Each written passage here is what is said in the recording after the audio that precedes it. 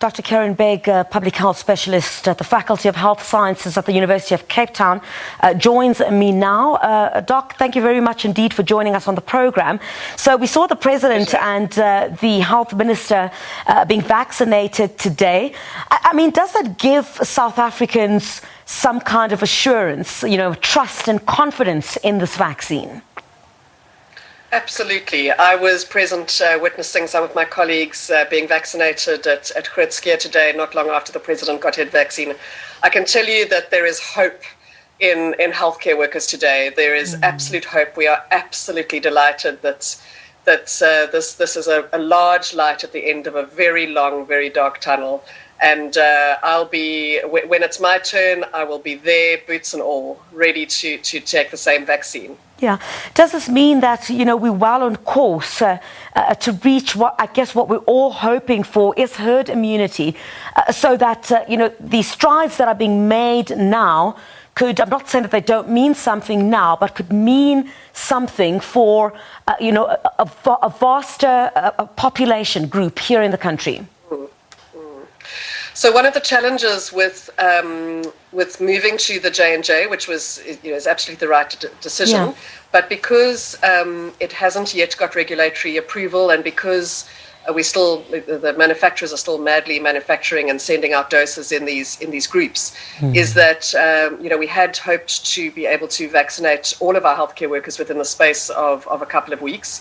That's not going to take place. It's going to be taking over a longer period of time. Obviously, this is a race against time, because the important thing about shifting to the J&J was because it showed efficacy against the clinical efficacy against the new variant, the 501YB2 variant. And we really need to be vaccinating the vast majority of the population before the virus mutates again, and we have another predominant variant emerging. So one of the challenges that we have is to stay ahead of the virus. And we have a window of opportunity, and we really need to take up that window of opportunity. So right now we need to be full steam ahead of getting vaccines out to as many people as possible.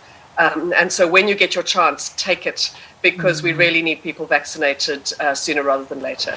And I mean, with the a slight delay that we did experience, what are the risks then that we could experience if we don't reach those figures that you're speaking about, or those numbers that you anticipate we should be reaching, in order for us to avoid exactly that situation and avoid a situation where in the winter we're not sitting with a greater problem? So I think that the rollout plan is a big plan. It's an incredibly ambitious and incredibly logistically challenging for our country. Remember that a vaccination, the most that we've ever done is our infant vaccines, and we do that for 1% of our population, because that's our birth cohort annually. So we're pretty much doing it for 500,000. We're now aiming to do for 40 million.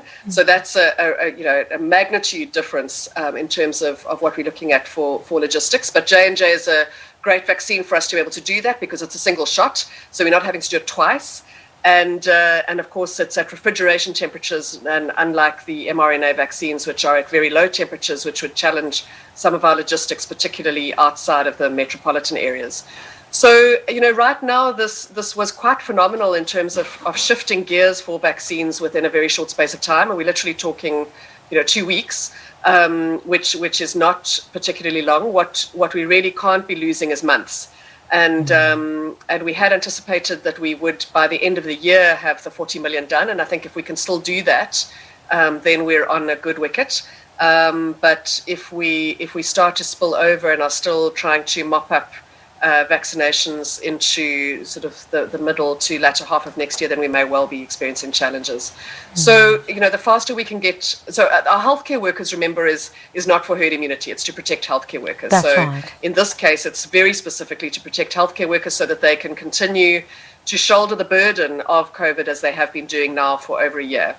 And it's to protect them. So this is a humanitarian initiative right now. But once we start in population, doing population, we really need to motor on and get that going. So, doing the healthcare workers first is also a great opportunity for us to test out our logistics. Today, to testing out the electronic vaccine registration system, That's right. Data system was, slightly challenging, and we had to convert to some paper-based systems in some areas. It wasn't the end of the world. It just took a little bit more time, but that's exactly the kinds of troubleshooting that we're going to need to do before we look at mass population vaccination. Yeah, absolutely. We were watching that very closely. Thank you very much indeed, Dr. Kerrin Begg, for joining us here on The Full View.